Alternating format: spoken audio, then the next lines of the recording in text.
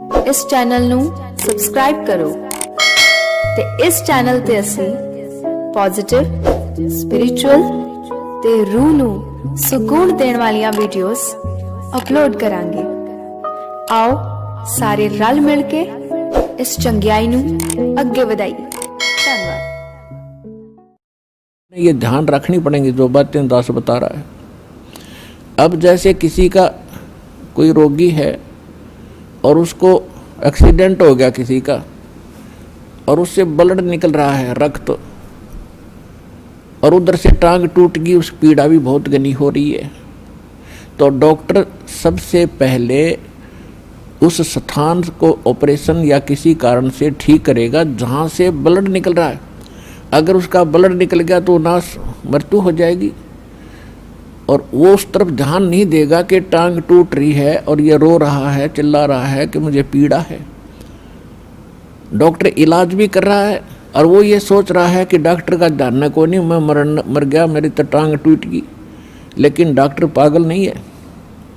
Doctor पहले देख रहा है कि ये करना आवश्यक है, ये टांग तो बाद में जुड़ जाएगी, इस तरह मरा नहीं गा ये।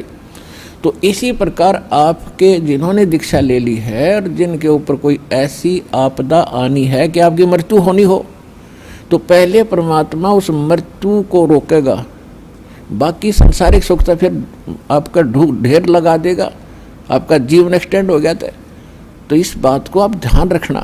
यह कोई बालकों का लेख नहीं है, और इतने एक मनुष्य जीवन का मिलना हंसी खेल नहीं है। एक सांस भी मनुष्य जीवन की मिलना आपको बालकों का खेल नहीं है, और ये आपको 100-150 वर्ष एक्सटेंड कर देता है। ये परम पिता, ये पूर्ण परमात्मा है। तो पुण्यात्माओं, इन बातों पर ध्यान रखना जो दास आपको गाइडलाइन बता रहा है।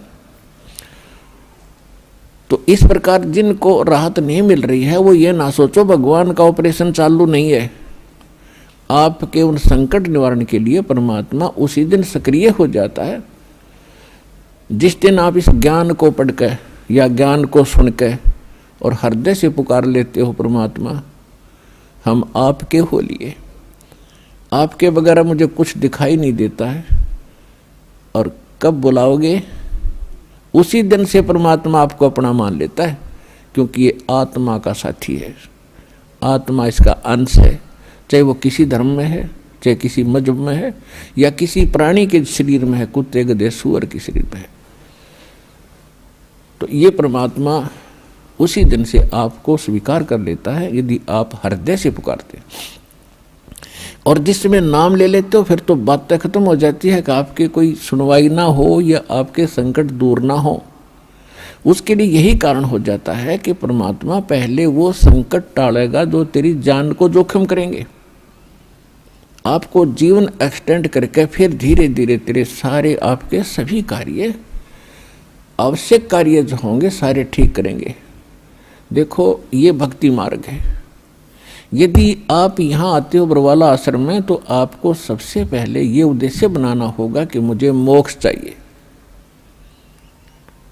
और जो ये कहते हैं मैं फैक्ट्री लाऊं, मैं मंत्री बनूं, एमएलए बन जाऊं, मेरा आशीर्वाद दे दो गुरुजी, देखो ये आशीर्वाद यहाँ पर आपको नहीं मिलेंगे, क्योंकि ये तो भगवान से दूर करेंगे आपको। और हम ऐसा विष आपको खिला नहीं सकते जो आपका जीवन को हानि कर दे।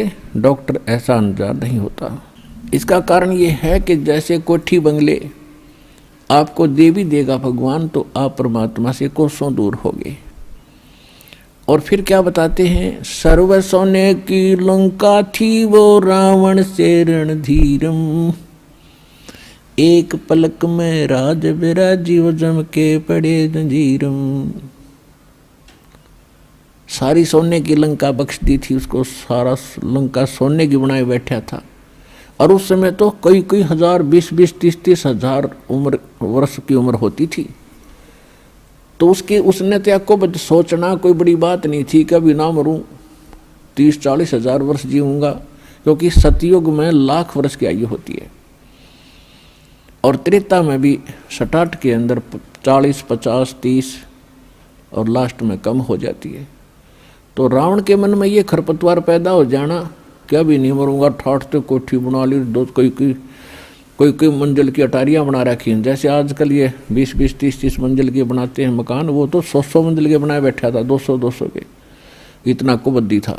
और सारे सोने के, ईंट और गारा सोने की, लिपाई सोने की।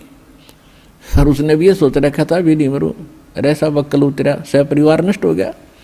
तो कहने का भाव ये है, परमात्मा कहते हैं कि क्या मांगो कुछ थिर न रहाई, ये देखत नैन चला जग जाई। 1 लख पूत 1.25 लाख नाती, उस रावण के दीवान बाती। परमात्मा कहते क्या मांगो, हमें बताते हैं कि क्या मांगोगे।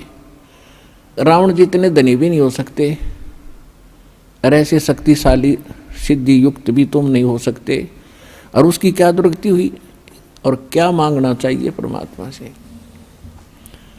भक्ति दान गुरु दीजियो, देवन के देवाओ। जन्म पाया भूलूं नहीं, करहूं पद सेवा हो। और फिर क्या मांगे, साईं इतना दीजियो, जा मैं कुटुंब समाए। हम भी भूखे न रहे, अतिथि न भूख हो जाए। इससे अधिक मांगने की आवश्यकता नहीं भगवान से। अब परमात्मा ने सारा पता है कि इस बच्चे को क्या आवश्यकता है और कौन सा देना वस्तु देना अनिवार्य है, और कौन सी वस्तु ये मांग रहा है, इसके लिए ये फायदेमंद है कि नहीं। जैसे डॉक्टर के ऑपरेशन यानी उपचार के अंदर रोगी ने अपनी नहीं चलानी चाहिए, डॉक्टर की ही चले, जब डॉक्टर होगा तो सही हो। और डॉक्टर के उपचार के अंदर बीच में कोई टांग अड़ाता है अपनी कि नहीं मत ऐसे कर दो, ऐसे कर दो, वैसे करवा ले, लेकिन उसे लाभ कुछ नहीं होगा, वो रोग नहीं कटेगा। तो इस प्रकार से आप जिस दिन यहाँ आ जाते हो, आप उपचाराधीन हैं। और आपका रोग कौन सा है, जग सारा रोग यारे, जिन सतगुरु वेद न जाण्या। जग सारा रोग यारे, जग सारा रोग यारे, जिन सतगुरु वेद न जाण्या। जग सारा रोग यारे। कौन सा रोग भाई, जन्म मरण का रोग लगा है, या तृष्णा बडरी खांसी।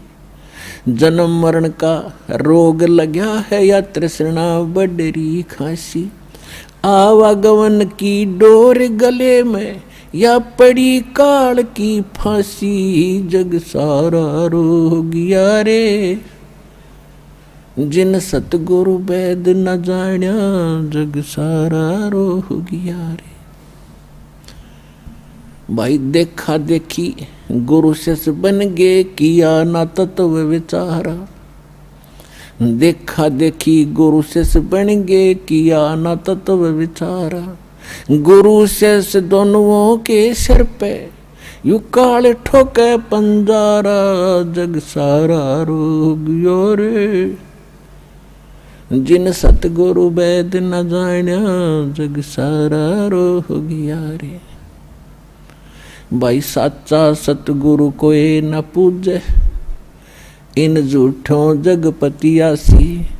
साचा सतगुरु कोई न पूजे, इन झूठों जगपतियासी। झूठ अंधे की बाँ गई अंधे ने, ये मार्ग कौन बतासी। जग सारा रोग यारे, जिन सतगुरु वेद न जाण्या। जग सारा रोग यारे। भाई सार शब्द सर जीवन बूटी, घस घस अंग लगावे। सार शब्द सर जीवन बूटी, घस घस अंग लगावे। कहे कबीर तुम सतकर मानो, ये जन्म मरण मिट जावे। जग सारा रोग यारे, जिन सतगुरु वेद न जाण्या। जग सारा रोग यारे। तो इसमें ये स्पष्ट कर दिया परमात्मा ने कि आपको कौन सा रोग है, क्या बताया कि जन्म मरण का रोग लगा है और यह तृष्णा बढ़ रही, खांसी और आवागमन की।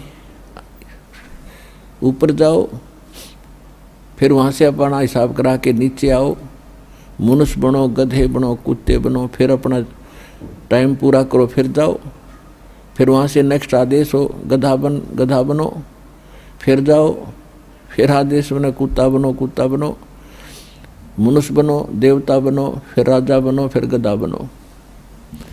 कहते ये आवागमन की डोर गले में या काल के कर्म की फांसी आपके लगी हुई है और इसको केवल परमात्मा पूर्ण ब्रह्म सत्य पुरुष कबीर परमेश्वर के अतिरिक्त कोई ऐसा भगवान नहीं है, देव नहीं है जो इस रोग न काट सके।